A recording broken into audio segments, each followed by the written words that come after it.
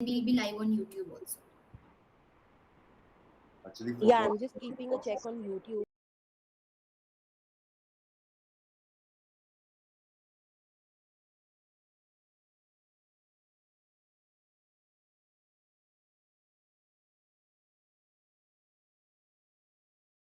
And I'll be moderating today's event on behalf of Legal File.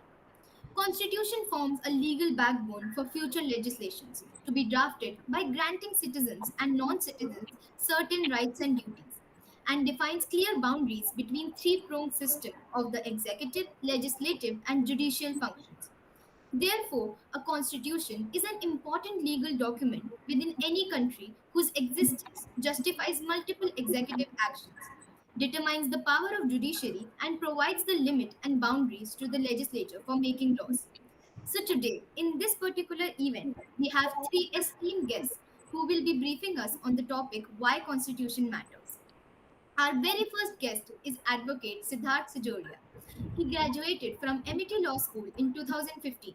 In 2016, he was appointed by the government of Maharashtra to represent the state before Krishna Water Dispute Tribunal constituted to adjudicate the dispute concerning river water sharing between four neighboring states. In 2017, he joined Central European University, Budapest, to pursue a master's in comparative constitutional law with a merit based scholarship. He has been practicing as an independent counsel before the Supreme Court of India and the High Court of Madhya Pradesh, where he represents clients in constitutional, commercial, and criminal cases. Thank you so much, sir, for sparing your time for this event. Thank you for the introduction.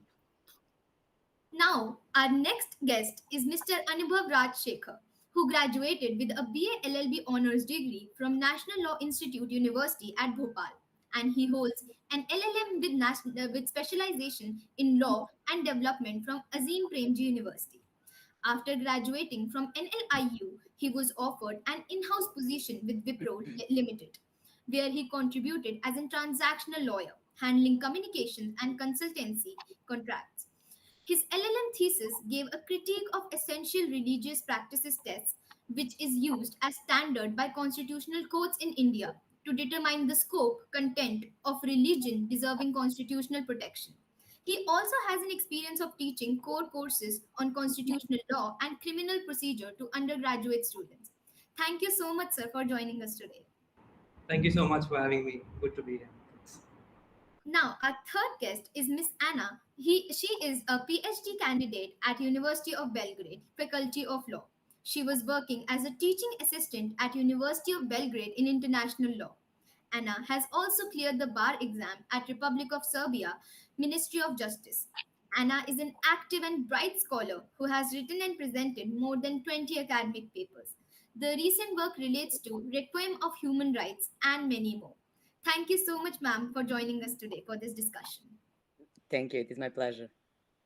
Okay, now I request Mr. Siddharth to share his views on why Constitution matters. So, thank you for having all of us together in this discussion, and I think this is very relevant in today's time. That we all must, as a citizen, must know why Constitution matters to each one of us. And to begin this discussion, I would say that Constitution, we have so many laws, but Constitution is the most relevant law. And according to one jurist, Blackstone, he said that Constitution is imperfect man's most perfect creation. And it is only because of Constitution, if Blackstone were to write this statement today, he would have used the word imperfect persons rather than imperfect mans, because this is what Constitution defines the idea of modernity, and how Constitution is a document that guarantees individuals rights, and it also defines and limits the idea of how governance should be made and how human actions and governance should be done. So Constitution becomes a very relevant document because it not only says that you should have it or you are born with these ideas of rights, but Constitution must endeavor to achieve certain rights which are provided in the Constitution. And no, it can be a situation where everybody doesn't enjoy those rights or have those rights, but like right to life, right to liberty to speech, and other rights which are there in the Constitution. So Constitution becomes a document that helps individuals achieve those rights.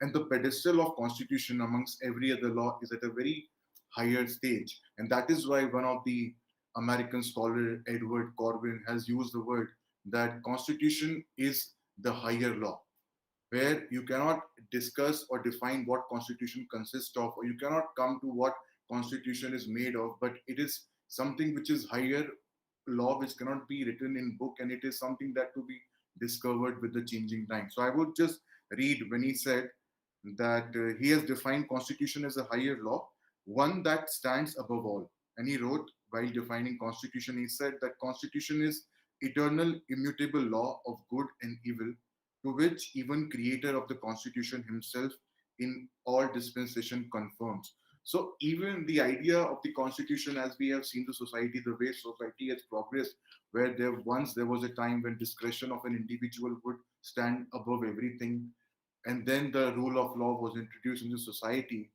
and then everybody becomes subject to law. So there is nothing above law. This is the idea that constitution protects, that no individual can be above constitution, but constitution is the only document that defines the power and how it's subject not only its creator but even the citizens.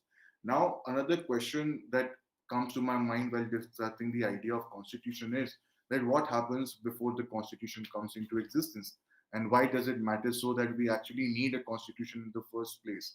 So when I so as you as so before the constitution comes into existence, there are certain practices which are developed in societies, which HLA Hart, the one of the important constitutional jurists of positive law, has said that there are rules of recognition which are accepted by the society, which give legal validity to certain kinds of act. So from this statement, one can make this that there is like constitution before it comes into existence, there are certain practices, but even there is a scope of discretion of the powerful or the authority being misdirected or misused. So that is why you need a law that will reflect the general will of the public. Now, as you all know, that constitution and democracy means that general will of the public is represented by its parliament or its executives in a democracy. Now, when constitution comes into existence, though it is a product of general will of the public, but once the constitution comes into existence, the general will itself become subject to constitution. So you can actually say that constitution guarantees against the will that creates it, because the will may be misdirected or the will can be taken into separate directions, where rights, human rights or minorities or other important aspects that are defined in a democracy are can be threatened by exercise of that will.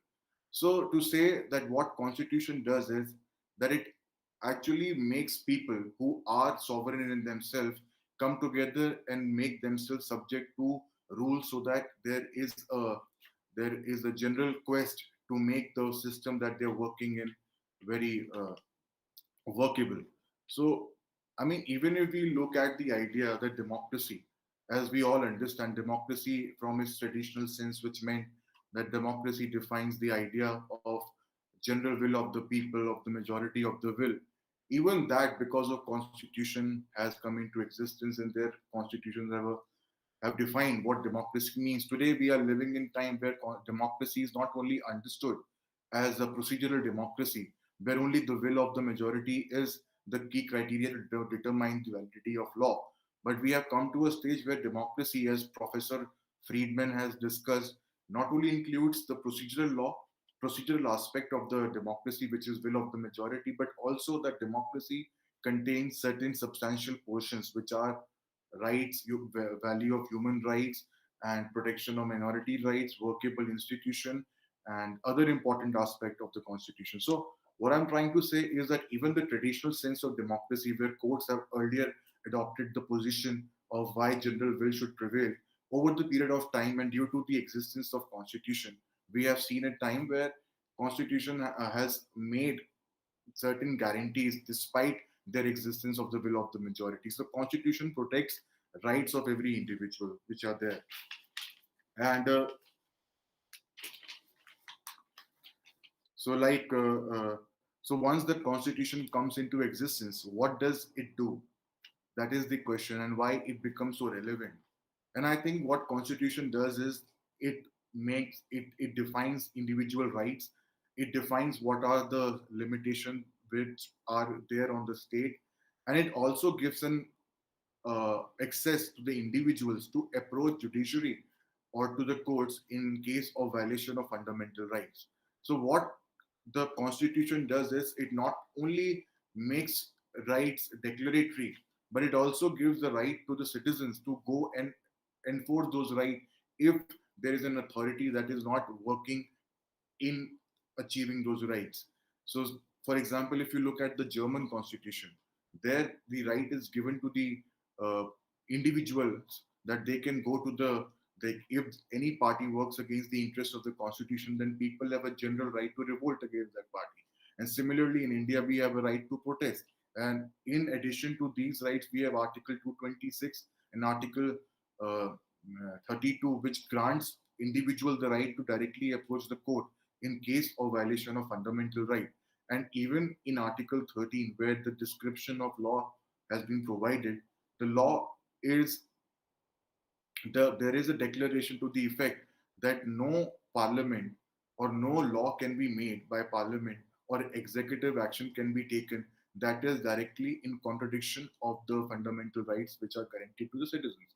So altogether, as you have seen, what I've discussed is that what the constitution does is that it protects the rights of the citizens, and I think Anubhav will like to speak on the idea of constitutionalism, where how does the constitution make sure that individuals are not or any authority created by the constitution does not become uh, does not act in violation of the constitution, and how constitution has made sure that executive, legislature and judiciary exercise control over each other to protect each other or to keep a check on neither of them acts unconstitutionally or extra constitutionally. So I think now Anubhav would like to speak on the idea of constitutionalism and in the constitution.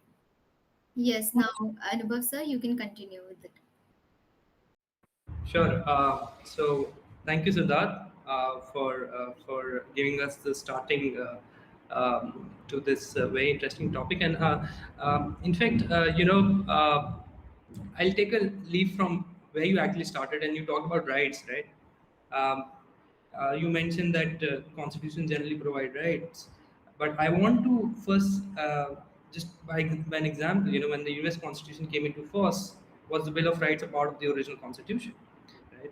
So the question is that can we have a constitution which does not actually talk about rights? Right. So what is our understanding of right? Is it necessary that for a constitution to be called a constitution, certain specific parts must be added to it, right? Or for that matter, any constitution, just if it has been ratified in the manner which it ought to be, or whereby a, a particular set of people, when they come together, all of them have certain rights and interests. So if they agree to a constitution which may necessarily not be in the interest of the majority or minority, would still be a constitution? That's an interesting question, right? I'm going to answer that question in a bit, actually, because that is the very sense of constitutionalism. But broadly, when we speak about a constitution, uh, and we have seen this so many times, especially in context of the post-colonial world, whenever a new country is formed after gaining independence, which we have seen in the last over half a century, we see that the first thing that the country aims to do is to have itself a set of rules via which it can develop a polity. And that is what broadly the constitution aims to do, right? When we have a specific set of people wanting to live together in a community, they want their basic necessities be met, right? And not only when I say by basic necessity, I do not mean that simply in the manner of whether they should get education or rights, education or housing, right? Because of course, even rights can be divided into civil or political uh, or economic and social. But it's not just about accessing these rights, but getting an opportunity to even develop as an individual, getting the chance to live the concept of the good life, whatever you think it might be, right? So, um, having said that, a constitution, therefore, much like as Siddharth has been saying, is broadly it is a ground set of rules which a community agrees to live by. Of course, it is the supreme law from which all other laws flows. It organizes power within the government. It empowers the government, but also when it is empowering the government, remember, and this is the main point that I want to drive across, is that whenever a constitution actually gives power to the government, it is defining power, right?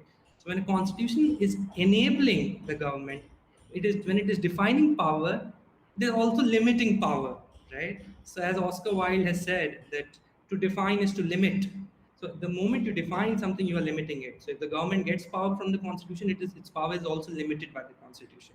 And that is the major point, that when, especially in a time where we are living, where countries are run by majoritarian sentiments, it becomes very important to protect minorities. It becomes very important to protect dissenters. It becomes very important that people have a right to speak their mind freely, right? And this is where constitutionalism comes into fore. It assumes that there is some element of friction between the society and the state, and in the interest of the society, you need to limit the power of the government. Uh, Now, just because you have a constitution, does it mean that it will always be followed? That will it always follow that constitutionalism is also present in a nation? The answer is no. It requires a normative evaluation, actually. How the constitution is actually functioning, and I'm sure all of you, especially members of this gathering from India would know that Ambedkar said that there's absolutely no guarantee that this constitution is going to work, and if it does not, then we can burn it, and he wouldn't mind that at all. So whether a constitution is fulfilling all that it promises, it really depends in the manner in which it is observed, right? And that is precisely the reason why the average life of a constitution globally is just 17 years, right? I mean, if it comes as a surprise to most Indians who do not know about it, because we have had one constitution since 1950, but if you look at it globally, since the very beginning of constitutions, there has been a study by Ginsburg, and he in his study said that the average life is only 17 years. So just by having a constitution does not mean you'll be able to preserve a constitution. Therefore, we need to keep a check on the people who actually run the government, and to do that, there is a strict requirement to observe the rules and regulations that have been provided in the constitution. Now, of course, there are things that I would like to speak about in Indian context as well, because the topic has been the topics as it has been given to us. It's very broad. It says why constitution matters. So, of course, there can be a general discussion on why constitutions matter, and then there can be a discussion in context of a particular country why that constitution matters, right? So we'll see about it, how this conversation progresses. Maybe I would like to speak about India in some time, but before I speak any further, I would like to give Anna a chance Yeah. to make her opening comment. Thank you. Yeah, now I would request Miss Anna to share her views on constitutionalism of international law. Thank you. Thank you for the introduction once again, and for the invitation to be here. It is my pleasure and honor. So constitutionalization of public international law has been on mind of probably every scholar that has ever had anything to do with the theory of international law, and it basically represents an idea that international law has become an autonomous and objective legal order which is capable of limiting state sovereignty and is based on some common values. So I will follow what Sida and Professor Shekhar was saying about the functions of the Constitution, primarily imposing limitations on governments and protecting rights of individuals, since that are also the functions of international law on the global level. The use of constitutional terminology in international law became a symbol of the promotion and strengthening of global interests, commons, and needs vis-a-vis individual states' interests. And we can trace back these ideas back to natural law, and in a way they're still forming and evolving today, but it must be admitted that international law has been, although slowly, developing in these directions. We cannot really deny that nowadays single states are no longer the most important reference point for public international law, but it is rather the international community, which is believed to be committed to the common interests of all its members. Public international law definitely embodies community interests and ethic contents such as human rights law, collective rights, as right to self-determination, or environmental law. But at this point, I would like to concentrate on only a few aspects of international constitutionality. Primarily, one of the crucial elements of constitutionalization of international law is accepting that normative hierarchy in international order exists. In other words, that there are some norms that are fundamental and that have higher rank to all other rules of international law, just like domestic constitutional law has inside nation states. These supreme constitutional norms are called jus cogens norms or peremptory norms of international law. Just as a quick reminder, the Vienna Convention on the Law of Treaties provides that a treaty is void if at the time of its conclusion it conflicts with the peremptory norm of general international law.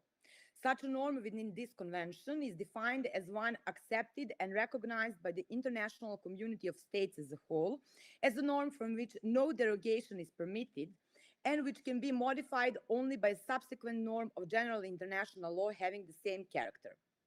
Therefore, jus cogens norms put the limitation on the lawmaking capacity of international actors, since they exclude certain issues from the agenda of international lawmaking process.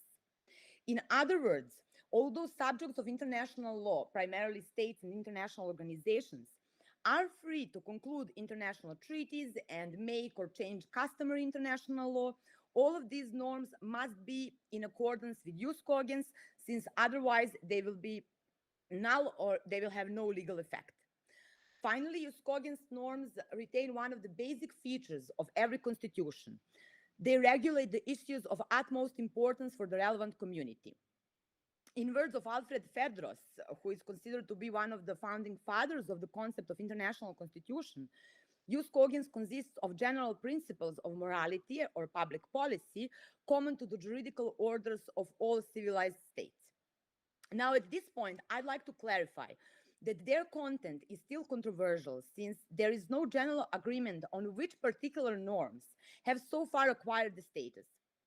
International Law Commission, which is an expert body within UN dealing with the codification and progressive development of international law, published in 2019 its fourth report on peremptory norms, where it has determined several candidates which are apparently jus cogens, namely the prohibition of aggression, genocide, slavery, apartheid and racial discrimination, the prohibition of crimes against humanity, torture, the right to self-determination, and the basic rules of international humanitarian law. Besides this problem of non-existing consensus on final list of jus cogens norms, there is also an issue of their identification. Simply put, it is not yet clear, especially in practice, how should we ascertain whether a particular norm has acquired this status and who is the one who should have the final word in this matter.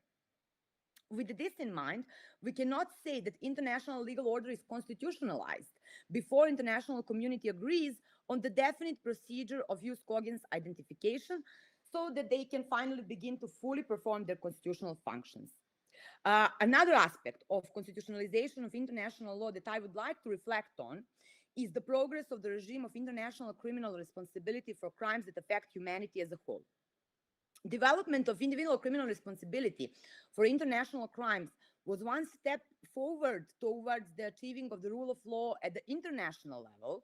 And the main tool for enforcing it was, and arguably still is, the principle of universal jurisdiction.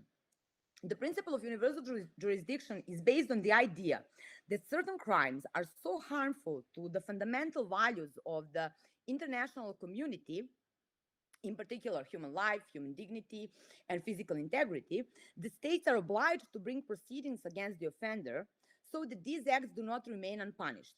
Put differently, it is considered that by committing an international crime, legal interests of the whole international community are being infringed, and therefore the international community has a legal standing to prosecute and punish responsible offenders. However, since the international community is an abstract legal entity that has no means or enforcing mechanism for achieving this, it transfers this authority to each and every state of the world, which should act in the capacity of its organs and conduct a trial on its behalf. And although the acceptance of the universal jurisdiction was a turning point in the transition from a decentralized international order to a more centralized and hence effective one, the principle has never lived up to its full potential in practice due to the reluctance of states to exercise universal jurisdiction. Therefore, the International Criminal Court came as an answer to this undeniable need for a permanent regime for the extraterritorial enforcement of core international crimes. But we must consider that its jurisdiction is based on the principle of complementarity, meaning that states still bear the prime responsibility for prosecuting international crimes. To finish this part on a more positive note, the latest research shows a significant growth in the number of universal jurisdiction trials. And this can be taken as an indication that the idea of international criminalization and protection of common values is present and alive, demonstrating that individuals, especially political leaders who violated the law, may themselves be prosecuted and convicted. This is a necessary condition for strengthening the elements of constitutionalization of international law. So I would like to stop here. I hope that I clarified some of the aspects of this concept and maybe open some issues that we can further discuss and think about. Thank you. Yes, definitely. Thank you, ma'am. Now I would request Anubhav sir to add on this particular aspect which Anna ma'am has said. Sure. Thank you, Takshima. I think, and thank you, Anna, for your opening remarks. I think I just want to add to the initial bit which Anna talked about, where she was talking about how this concept of peremptory norms it still remains controversial because we are still not certain about apart from few norms that she mentioned, whether they actually form part of use cogens or not, and therefore the debate remains open. How does the international community come together to agree to a certain set of principles which form peremptory norms, right? Uh, I just want to take this debate to the national context in India, and perhaps I don't know if the international community can take something from what happened in India, and if it can, then that would be amazing. I think that would be a great contribution. But I just want to highlight this point, which from India, and when Indian Constitution was being made, remember India is its diversity is fascinating, and in just not just its diversity, but the diverse interest that these different communities hold. That is also because the interests are so varied, they often become conflicting. And this same thing happened when the Indian Constitution was being made. Uh, Within the Indian Constitution, you have a group which was led by the very charismatic Prime Minister, which was Jawaharlal Nehru, and the idea was to have a liberal constitution. On the other hand, there were a number of Gandhians in the Constituent Assembly debates, Constituent Assembly, who wanted to have a Gandhian constitution whereby the village should be the central unit of the polity, alcohol should be prohibited, alcohol consumption should be prohibited, so on and so forth. And then you have cultural nationalists who want to preserve the cow, and then you have the socialists who want a polity in which um, uh, which is based on it is for the workmen or the work women, right? So you have equal wage for equal work, you have leave, etc. So now the question was that when there are such diverse interests and there's so many groups wanting to have their say in the constitution, what do you do? Somebody said that protection of the cow should be a fundamental right.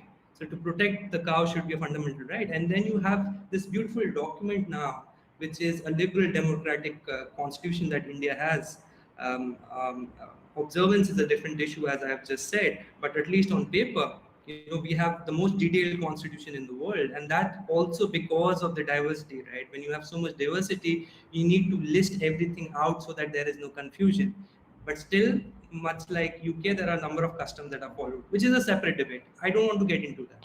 What I want to highlight is this concept of directive principle of state policy that is there in our constitution, which where all these dissenters, all these dissenting parties who are saying that be it the socialist or the Gandhians or the Hindu nationalists or cultural nationalists, so on and so forth, all these people were actually accommodated through the directive principle of state policy, which is chapter 4, part 4 of the Constitution, where the Constitution gives certain directives to the state while making laws, but these directives are non-justiciable, which means you cannot go to the court and say we want it implemented. They are merely so. Even today, we do not have a uniform civil code, even though the Constitution under Article 44 says that the state will strive to have a uniform civil code. Now, what this does is that there is a mention in the Constitution.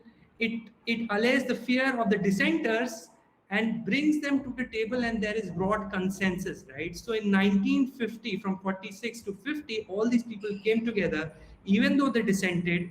We have people coming together. Okay, we'll die to fight another day, right? Or we'll just accept it because we know that we can still win later on from now on, right? So all people who want uniform civil code, they still depend on Article 44 of the Constitution. Or every time there's a prohibition on alcohol consumption in any state in India, like Gujarat, Bihar, etc., they still fall back on that only.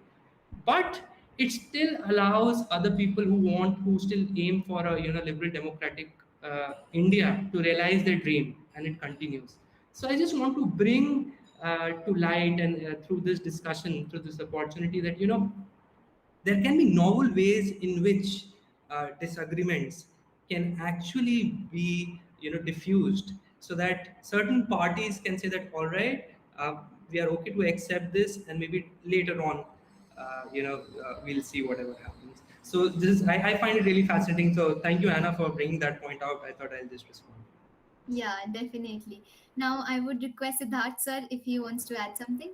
I'm so sorry, Ataksham. I think Yeah, I saw. uh, Yeah, yes, ma'am.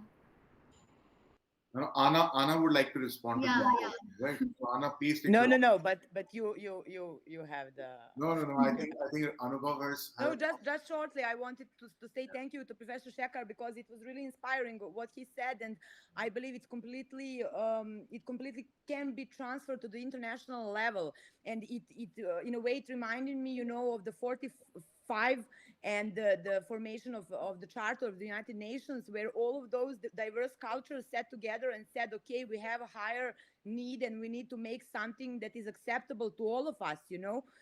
But when it comes to use Coggins, obviously political will is not at that point at the moment, because I have to remind you, at one point, and on the one hand, we have France that did not ratify Vienna Convention on the Law of the Treaties explicitly because of use Coggins Article 53, saying that it is, in their opinion, nebulous. And on the other hand, we have Switzerland and this opinion that use Coggins norms should be protected through their recognition in national constitutions within domestic legal order. And that was done in Swiss federal constitution with this article saying that people's initiative or referendum aimed at constitutional amendment cannot be in conflict with the norms of use Coggins. And any initiative that is in violation of use Coggins had to be invalidated by the Swiss authorities. So we have to admit that these are huge differences in states' attitudes. And I believe that as long as it is like that in practice, we won't see any further development of the concept and any practical implementation of use Coggins. Thank you. Yes, definitely. So now I had one personal, like I had one doubt from Anubhav sir, that can we say that there are certain things essentially required to call a constitution constitutional law? Like, for example, if Taliban bars women to attend school in their constitution, can we actually call it a constitution? Actually, come to think of it, it really depends on. I'll give you an Indian example, and perhaps we can just take it to Afghanistan and plant it there. Yeah. So, and you know that until the Menaka Gandhi case, and I'll just give a brief background here. Article 21 of the Indian Constitution says that nobody will be deprived of their life and personal liberty except according to procedure established by law. Now, if you take it literally, which was the case until the Menaka Gandhi case, any person could be deprived of their life and personal liberty as long as the process of the law was followed. So, if the British Parliament or the Indian Parliament had said that, I mean, specifically the Indian Parliament had said that all blue-eyed babies should be killed, then if the due process, if that's a law, then procedure established by law says the same, so the law is good, right? So now your example and my example are equally outrageous now, right? So if that can be a part of our constitution, and if you transplant it to Afghanistan, then if it says that, women should not be allowed to access education, and if it's a part of the constitution, so it is a constitution, provided it has acceptance and it has been, passed by whatever procedure they want, right? If they want to pass it by a voice vote, so be it. But whether it will satisfy the requirements of constitutionalism, again, as Anna was talking about use cogent and certain internationally recognized norms, maybe, even constitutionalism has 7 points, and which have been widely accepted by different scholars. If I have time, I'll go into the 7 points. But it should come from the people. There should be power that should be given to the government. That power should be limited, right? So, and the government should be representative, so elections form part of constitutionalism, so on and so forth, right? Those are the 7 points. So in that sense, it will not satisfy the requirements of constitutionalism. But whether it will be a constitution, yes, there can be constitutions without constitutionalism, right? So there are good constitutions, there are bad constitutions. I hope that satisfies your question. Yes, yes, definitely. Thank you, sir. So, Siddharth, sir, would you like to add on this? No, I was having a like when Anubhav was discussing that how Indian Constitution came into existence, we had so many varied interests that wanted their interest to trump over others because everybody had like we were having a polity being developed for the first time where actually people would be called citizens. And then Anubhav raised a very pertinent question about how constitution has to be seen when it comes into existence because you had justiciable and non-justiciable rights in the constitution because of certain interests were taken care of and the directive principles, and then they were not given effect to as it was required. But at least those interests were taken care of because they were part of the constitution then. So, and you very rightly, Anna, explained that how use organs work in that direction, how we achieve those, how we bring together those interests. But I wanted to, like, while you were discussing, I was just giving a thought to this idea. Is there a possibility, yes, use organs can, if supposedly we live in a world where we have an international order and we create these some use tokens which are adopted and codified in an international charter, and we have a international court and everything. We have made a court like that where international use tokens have become the part of some basic norms. Is there a possibility that state in their margins of appreciation will interpret use tokens in terms of their polity?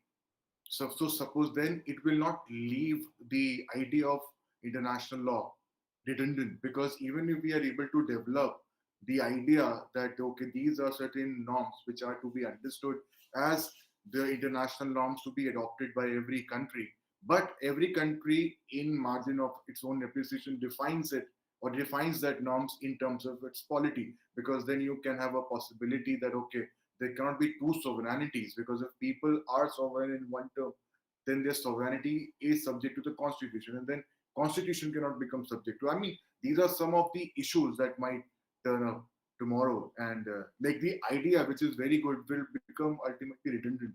So, as a layman, if I understood the discussion correctly, then I would have this question that what happens if the state starts making their own interpretation to these norms?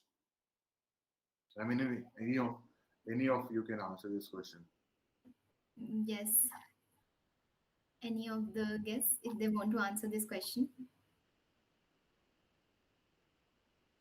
And I, Yeah, surely, surely. But if I may, you went 10 steps ahead of the situation where we are now. But of course, I mean, there is this fear present that states may misinterpret and use all of these concepts. But if I bring you back to the basics, all of these candidates for use cogents are some really simple and basic norms. For example, prohibition of slavery, and the states should be quite creative in order to misinterpret this prohibition. although I'm not saying it's not possible, but also I would like to point to the International Court of Justice, who has the leading role in this moment in regard to use slogans. So we will have always to make sure that we are following its judgments and its obiter dictum, and to use and apply use slogans in accordance with it. And when I was talking, I will finish with this remark. When I was talking about the question, who is the one who should have the final word in saying this is the use slogans, I personally believe that is International Court of Justice. And I wrote 2 papers on the topic. One of them is in English. You can find it online. It's titled Finding the Core of International Law. And basically, I'm not saying that it should be like that and that it is the right state of affairs. I'm just trying to identify the current state of matters in the international law. And if you look at the 4th report of International Law Commission that I already mentioned, you will see that all those candidates that the report accepts in its illustrative list of use slogans had either direct or indirect approval of the ICJ. And accordingly, other norms that are also candidates for the use slogan status, but didn't find their place in the illustrative list of International Law Commission, didn't have the approval of the International Court of Justice, because it has never dealt with them in regard to their normative status. So I believe that apart from all those conditions laid down in Article 53 of the Vienna Convention, what are the requirements for the norm to become use slogans, I believe that there is one additional condition, and that is the recognition of International Court of Justice. Thank you. Yes, ma'am. Thank you for these insights. Now I would like Anubhav sir to add on. Sure. In fact, um, Siddharth hasn't been speaking about this, but I was just thinking, again, because pardon me, my specialism is in national constitution in India, so I'm going to speak. I think I'll just keep drawing parallels, and that is going to be my broad rule here. But as when you talk about use quotients in international law, uh, if I were to think about what reflects use cogents in Indian constitutional law, I think that would be an interesting exercise. Is it the entire constitution? I doubt that, right? The entire constitution cannot be called use cogents because it is not, right? There are certain parts of the constitution, as I just told you, they are non-justiciable. You cannot ask the state to enforce them. If it is up to the state, then there are just some declaratory provisions in the constitution. There are some provisions which are aspirational, like the preamble, right? So there are declaratory provisions, there are aspirational provisions, so on and so forth. So which provision or what part of the constitution actually is a parallel to use cogents in international law? So I think the answer to that would be, which is actually the research interest and research area of Siddharth, which is the basic structure doctrine that we have in India. So we have this doctrine where, which has been developed by the Supreme Court in 1973. Um, and the decision was given on, it's a trivia for all Indians who are watching this. It was given on 24th April 1973 when Sachin was born. So Sachin Tendulkar is India's greatest cricketer ever born. So I'm just giving you a trivia, right? So people who do not know, on the lighter note. Now coming back to the point I was making was that the Constitution, although does not envisage a basic structure doctrine or a basic structure in its text, but by virtue of the courts and continuous interpretation of the Constitution, we have a set of principles which are non-negotiable now. For example, the federal structure of the Indian polity, it is the basic structure, cannot be altered, which means that although the Union Parliament can, I'm giving you an example here, it has absolute power to destroy a state. When I say a state, I mean a province of the larger. So India has about 29 provinces, which we are called state. So federal, we have the federal structure, and then we have the states, right? So India, the Union Parliament can destroy any state they want, right? So tomorrow, if we have 29 states, they can bring it down to a maximum of 2. I mean, a minimum of 2. They cannot have one state because that will violate the federal principle, right? You need to have at least two states. So federalism being there, or for that matter, secularism is a principle which is the basic structure of the human doctrine. So you have to have equal, the same treatment, not the same treatment, but equitable treatment ought to be given to different groups, majority as well as minority, right? Often a very contentious thing in Indian context. And I think, having said that, having said the context, I think because Siddharth is an expert in the basic structure doctrine, I would want you to speak a bit on, how use cogents or how basic structure doctrine has actually developed in Indian context. Over to you. Anubhav has spoken quite a lot on this issue. So I would just say, I just draw, like, to add on my thoughts to it. Is this that like today, like in India, for example, certain basic features that we take from the constitution are taken from the idea of what was there in the Indian context. For example, and even like basic structure theory, like where certain basic features of the constitutions are defined. Like it started in India, like certain essential features which are there. But look at every other country that has actually invoked the theory of basic structure, and every country has only dealt with their own history. For example, even in Kenya, for recently, they have said that whenever you have to look at what are the essential ground norms of their own constitution, you don't have to look elsewhere. You have to look at the way certain elements became the defining moment for a country. For example, Kenya was suffering. Kenya had the problem with corruption, or Kenya had problem with certain things that needed a general will to be expressed against this whole idea of forming a new nation on the idea of public opinions. And then they had the new constitution, and recently, like last month, the Kenyan constitution has relied on their own history and the formation of constitution to discover the ground norms of their own constitution. And similarly, the constitution of Benin, for example, when certain portions were challenged or were being amended by the parliament, the court read into the constitutional text the idea of national consensus as the ground norm factor, because they read that you have to look if the parliament tries to change a particular portion. For example, in Benin, there was this Article 80 that was to be amended. And Article 80 talked about that there would be only 4-year, 5-year term limits available to a person who's a member of parliament. And this new amendment was aimed to increase the term limit of one parliamentary by one more year. So that when the constitution looked at it, there was when the constitutional court looked at it, and it said that you have to look at what the Benin common citizen of Benin had said at the time of constitution, because they only looked at there was a specific national consensus against manufacture of permanency in office.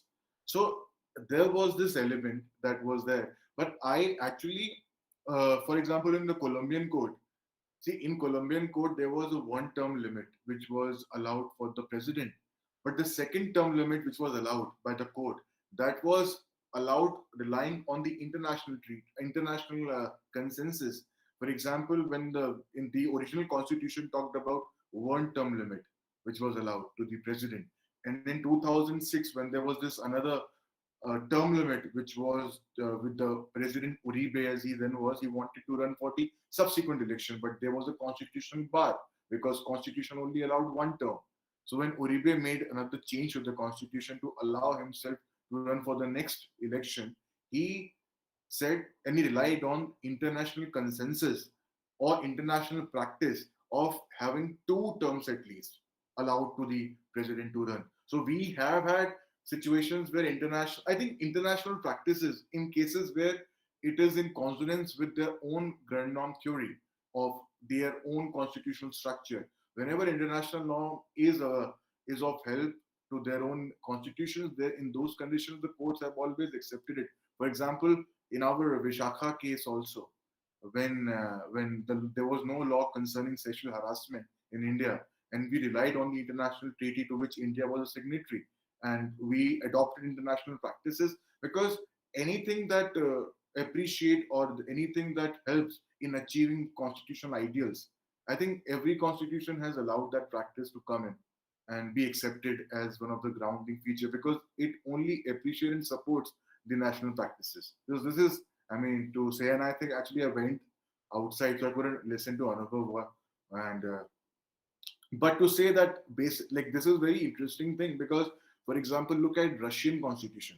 In Russia, they specifically say that the president says that, look, Russia has a history of being authoritarian, so Russian constitution recognizes authoritarian elements as one of its basic features. So how can you actually bring international perspective to a Russian constitution? Because when the court itself recognizes that you should not look at liberal constitution, because Russian constitution structure is very different from other constitution. So we definitely have those problems that arise. This is my take on this issue of how we reconcile the idea of having international practice being adopted. And like just to add on to this, I think Professor David Landau has written a very interesting piece concerning the creation of international code, constitutional code, because he talks about if we have international constitutional code, then we can actually define what are the principles that are required to have a minimum democratic code. Because if we have a minimum democratic code, then these features should be present in every constitution, because every constitution is going to be a democracy, I mean, on paper at least. So we would have those ideas being enshrined by the international code, international constitutional code, and those could be some of the basic features should be present in every other constitution. So I really like that idea of having a constitutional code to define the minimum code, democratic code, which are part of a constitution. This is my take on this. Yes, sir, definitely. It was a great insight regarding this particular point. So, at last, I would like to request if anybody of you wants to add on something and give the last remarks, so they can add on. Yeah, of course. Thank you, Sida. It was always so interesting hearing your insights. I will follow up to what you're saying and what was saying Professor Shekhar, because this comparative constitutional study is quite important for me, since the topic of my PhD is absolute human rights. So I am trying, in a way, to approach this democratic minimum democratic core that you were talking about, just from another, perspective. And basically, besides trying to define absolute human rights, I am making a study of all non-derogable human rights. Not only at the universal level, so saying international covenant on civil and political rights, also regional levels like European Convention and the American Convention on Human Rights, but also the constitutions. So it is quite interesting to me, to see that the Constitution of India also has this prohibition of on untouchability and freedom of children, which are qualified as sort of non-derogable or absolute in nature. And the case law of Supreme Court of India is also quite inspiring when it comes to the human rights and application of all those instruments, even those that are not ratified by India, but they're applying it, let's say, as standards from international law. So yeah, thank you both for the insights. I will keep studying. So thanks. I'll just quickly make my last point. I think what Mr. Akovic was saying, I think first of all, I think it's a very interesting exercise that she's carrying out in terms of trying to find out, what are non-derogable human rights. I mean, but just that one would think that all human rights are non-derogable because they are human rights, and but then here it is that there are some human rights. There's a hierarchy. Of course, there's an old civil political left versus right, or first world, second world. That debate always remains. But it's a very interesting exercise, and I remember because we're talking in international context.